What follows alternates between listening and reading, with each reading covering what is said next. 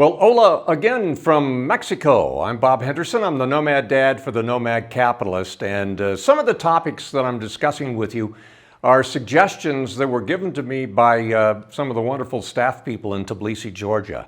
In particular, Taco and Lika came up with some of the ideas, and I thought they were terrific. And they thought maybe it'd be a good idea if I commented on some of them, so I'm going to do so. One of the topics was the way that the United States handles crises. And my answer to that would be very poorly. For instance, when was the last time the United States won a war? I would suggest a war is a crisis. It is not in my lifetime. Not in my lifetime. And I guess you could say World War II. Some of these things they call police actions, like Korea in 1950. I wasn't around for that, but we have not won a war. I mean, if you're going to fight a war, my view is you fight it to win, define what it is, what the goal is, and fight it to win. Get out as quickly as you can. But we have not done that. Other crises, seared into my mind is Hurricane Katrina. What was that? 2006, something like that. In New Orleans. And everybody knew the hurricane was coming, and they knew it days in advance. And the picture after the fact of all the buses sitting in the water because they couldn't get them out of the parking lot to rescue the people in the city, to get them to higher ground, or maybe to another city east or west of New Orleans, because as you know, New Orleans is below sea level. The point about that is, everybody depended on the government to save them. Come on, people. I mean, there are too many of you, not enough of them to save. You're kind of on your own in most of these cases. You cannot depend on the government to save you. Now, on occasion, it may work out, particularly if it's some kind of a rescue mission and it's a small number of people. They may be able to do something marvelous. But by and large, the way we handle crises in this country is really pretty bad. The last major crisis, the one that still, I think, is with us, is the great financial crisis of 2007 through the early part of 2009. And we have not fixed that crisis. We are still living with the after effects of that.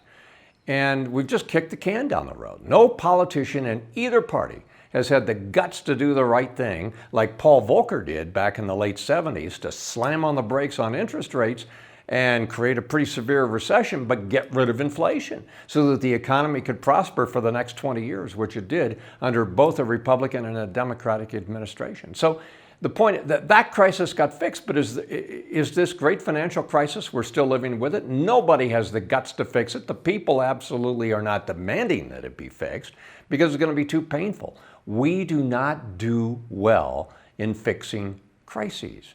Now, maybe prior generations did better than we did in some cases. I'm not sure there's anybody on the scene now, for sure politically, and probably not business-wise, who really has a handle on how to fix a crisis. A crisis that, as I say, the great financial crisis is still with us and is going to, be with us until somebody has the guts to do the right thing. And that's going to have to be stopping the free money, the negative interest rates, so on and so forth. So I thought about reading off my tablet something that I think is pretty important today. It wasn't that long ago that one of our great Americans lost his life, General Colin Powell, who was highly respected. He was General, Joint Chiefs of Staff, the chairman. He was a Secretary of State, and a fabulous story of an American rising from poverty to the highest levels. And he has the 13 rules of leadership. Now, you may not think there's much you can do to fix things, but I think we can all be little platoons, because we know the leadership out there is just absolutely horrid. We need to take it upon ourselves. I think these are 13 things to live by. Secretary Powell's 13 rules. Number 1, it ain't as bad as you think. It'll get better in the morning. Sleep on it. Get mad, then get over it. Avoid having your ego so close to your position that when your position falls, your ego goes with it. So you'd be willing to change maybe your thought process. Maybe you check your ego at the door. That's what I told the people that I worked with. And I tried to do when I went to work, to check my ego at the door. If you're successful, you have to have an ego. There's no question about it, but you need to learn to check it, I think, and to be humble. Number 4, it can be done.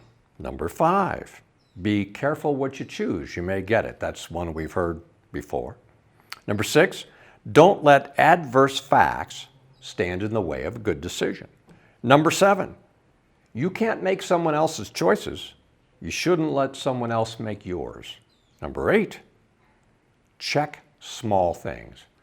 I'm a detail freak. Now, this gets in the way of people around me sometimes, but being detail oriented, if you're not, surround yourself with someone who is to help you. This is critical. Share credit. Was it Ronald Reagan that says there is no limit to whatever you can achieve if you're willing to share the credit? Number 10, remain calm and be kind. Not so easy, but important words. Have a vision, be demanding. I don't know if he means demanding of others or of himself, but I think it's a good one. Number 12, don't take counsel of your fears or naysayers. Boy, don't let your fears get in the way, and I think we all do that from time to time, particularly maybe as it gets to this nomad lifestyle or the possibility of a nomad lifestyle, jumping into the deep end. Number 13, perpetual optimism is a force multiplier. Perpetual optimism is a force multiplier. 13 Rules of Leadership by the late Colin Powell. I think they're marvelous. I think we could all learn from them, take them to heart. So maybe that's a way to deal with the crisis. We don't seem to have leadership in the country in terms of the politics, in terms of business, in the academy, in so many of our institutions. It is really pretty pathetic. I've never seen it this bad. But optimism, force multiplier. Colin Powell's 13 Rules of Leadership. So nice to have you with us. I'm Bob Henderson. I'll be back next time. I'm the Nomad Dad for the Nomad Capitalist.